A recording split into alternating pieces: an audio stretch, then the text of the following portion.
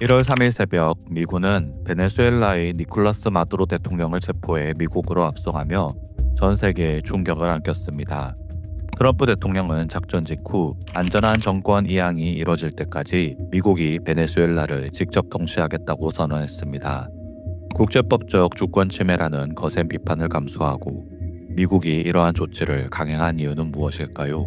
단순한 마약 퇴치와 석유 확보를 넘어 2026년 중간선거와 남미 지역 질서 재편, 그리고 중국과 러시아의 견제가 얽혀있는 이번 사건을 살펴보겠습니다. 트럼프의 베네수엘라 공격, 4가지 차원의 목적, 지금 바로 시작합니다. 첫째, 트럼프의 정치적 이득.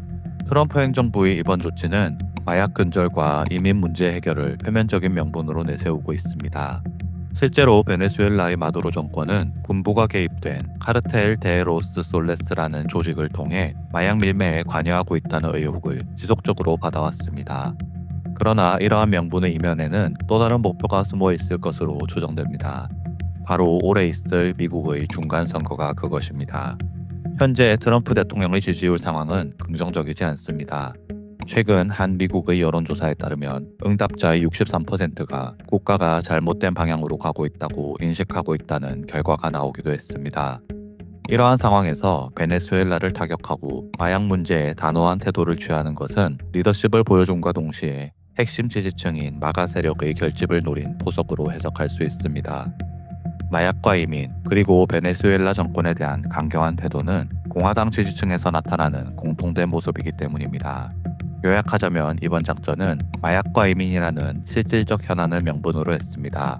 하지만 그 이면에는 지지율 정체를 타개하고 올해로 예정된 중간선거 승리를 도모하려는 정치적 이득에 대한 노림수가 숨어있는 것으로 추정할 수 있습니다. 둘째, 미국의 경제적 실리. 두 번째는 경제적 실리와 에너지 자원 확보에 대한 분석입니다. 이는 단순한 자원 확보를 넘어 전 세계 원유 시장의 통제권을 확보하려는 목적과 연결됩니다. 우선 베네수엘라의 확인된 원유 매장량은 약 3천억 배럴로 세계 1위 수준입니다. 이는 사우디아라비아를 넘어서는 규모입니다. 다음으로 지리적 근접성과 서방구 내 위치가 주는 장점이 있습니다. 베네수엘라는 미국의 뒷마당이라 불릴 만큼 인접해 있어 수송 경로의 안전성을 확보하기에 유리합니다. 베네수엘라를 자국 주도의 에너지 공급망으로 재편함으로써 미주 대륙 내에서 에너지가 순환하는 체계를 구축할 수 있습니다. 또한 베네수엘라 원유의 특징과 미국 정제시설 사이의 기술적 궁합도 중요한 요인입니다. 베네수엘라 원유의 특징은 초중질류라는 점이었습니다. 정제가 필요한 질이 낮은 원유이며 이는 끈적거림이 심하고 황이나 금속 성분이 많아 이 자체로는 파이프라인을 통해 이동시키거나 유조선에 실는 것부터가 어렵습니다. 미국이 가진 자원들은 이 문제를 해결할 수 있습니다. 셰일 혁명으로 생산되는 대량의 경질유와 미국 멕시코만 연안의 중질유 정제 설비들입니다. 미국이 생산한 경질유와 나프타는 베네수엘라의 초중질유를 희석하는 역할을 할 수 있습니다. 즉, 미국이 경질유를 베네수엘라로 보내 현지의 초중질유를 희석시켜 이동이 가능한 상태로 만들고 이를 다시 미국의 멕시코만으로 가져와 현지의 중질유 정제시설에서 처리할 수 있는 것입니다. 요약하자면 베네수엘라의 원유 매장량과 지리적 이점, 그리고 미국의 기술적 적합성이 결합하여 국제 원유 시장의 통제권을 강화할 수 있는 것입니다.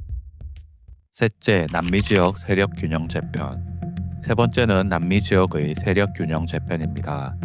미국의 대전략은 서방부에서 지배력을 확보하고 각 대륙에서 지역 패권국이 등장하는 것을 저지하는 데 있습니다. 남미에서 잠재적 지역 패권국이자 반미 노선의 중심에 선 국가는 룰라 대통령의 브라질입니다. 더군다나 최근 남미 지역에서는 좌파 정권들이 들어서는 핑크타이드 현상이 나타나며 반미 성향이 확산되고 있었습니다. 이에 따라 트럼프 대통령은 2025년 발표한 국가안보 전략에서 먼로주의를 재확인하고 브라질을 견제하는 정책을 펴왔습니다. 동시에 미국은 지역 내에서 브라질을 상대할 수 있는 유일한 국가인 아르헨티나와의 관계를 강화하고 있습니다. 이러한 상황에서 단행된 베네수엘라 공격은 남미의 좌경화 흐름을 억제하고 지역 내 세력 균형을 재건하는 효과를 노린 것으로 추정할 수 있습니다. 이는 이번 사태에 대해 주권 침해라며 비난한 브라질과 지지 의사를 밝힌 아르헨티나의 상반된 반응을 통해 확인됩니다. 요약하자면 이번 조치는 남미 내 반미 블록을 약화시키고 아르헨티나를 파트너로 삼아 서방부의 질서를 미국 중심으로 재구성하려는 의도가 포함되어 있다고 추론할 수 있습니다. 넷째, 세계 전략, 중국과 러시아 견제. 네 번째는 세계 패권 유지의 적대 세력 견제입니다. 미국은 이번 조치를 통해 중국과 러시아를 견제할 수 있습니다. 첫째, 서방구 패권 확보입니다. 미중 패권 전쟁에서 서방구의 안보를 확보하는 일은 기본 전제입니다. 그동안 베네수엘라는 중국과 러시아 세력이 서반구에 침투하는 교두보로 활용되었습니다. 러시아는 베네수엘라의 공군기지에 핵무기 탑재가 가능한 전략 폭격기를 전개하여 미국 본토를 인근에서 위협하기도 했습니다. 중국의 경우 베네수엘라에 직접적인 군사기지를 세우지는 않았으나 군민 융합 전략에 따라 화웨이와 ZTE의 통신 장비를 보급하며 정보 수집 및 감시 네트워크를 구축해왔습니다. 둘째, 베네수엘라는 중국의 에너지 공급망 안정화에 기여하는 역할을 해왔습니다. 중국은 베네수엘라 원유 생산량의 절반 이상을 구매해왔습니다. 여기에 더해 중국은 마두로 정권에 수십조 원의 차관을 제공하고 이를 원유로 돌려받는 차관 상환용 원유 구조를 만들어 왔습니다. 이는 미국 해군이 통제하는 말라카 해협을 우회하여 수입선을 다변화하려는 중국 전략의 핵심 축이었습니다. 미국의 이번 개입은 이러한 에너지 공급망에 타격을 주고 중국의 자원 확보 전략을 무력화하는 결과를 가져올 수 있습니다. 셋째, 베네수엘라는 중국과 러시아의 사상적, 반미적 영향력을 확산시키는 거점이었습니다. 중국은 2023년 마두로 정권과의 관계를 최고 수준인 전천후 전략적 동반자 관계로 격상하며 체제 수호를 지지해왔습니다. 또한 베네수엘라는 남미 국가연합과 같은 반미 국제기구 창설을 주도했습니다. 중국은 이를 지지하며 핑크타이드라 불리는 남미 좌파 연대의 영향력을 강화했습니다.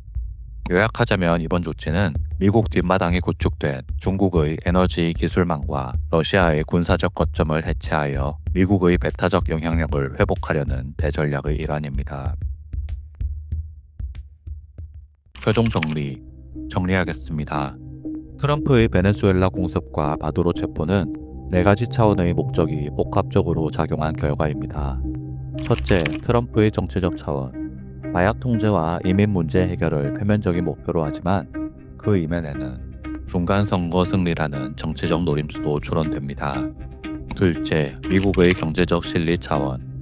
세계 최대의 석유 자원을 미국 주도 공급망으로 편입시키려는 목적입니다. 셋째, 지역 전략 차원. 남미의 대세가 되고 있는 반미, 핑크타이드 흐름을 저지하고 브라질을 견제하려는 지역 전략의 목적이 추정됩니다. 넷째, 세계 전략 차원입니다.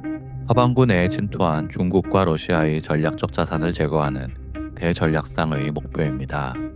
미국의 베네수엘라 공격과 마두로 정권 축출은 앞으로 어떤 영향을 미칠까요? 그리고 그 과정에서 우리나라가 선택해야 할 것은 무엇일까요? 오늘 준비한 내용이 미국의 베네수엘라 공격에 대한 지식의 균형을 잡으시는 데 도움이 되셨기를 바랍니다. 영상을 끝까지 시청해주셔서 감사합니다. 영상이 유익하셨다면 구독과 좋아요, 알림 설정 부탁드립니다. 그리고 트럼프의 베네수엘라 타격에 대한 여러분들의 소중한 의견도 댓글로 남겨주세요. 지금까지 지식의 균형이었습니다.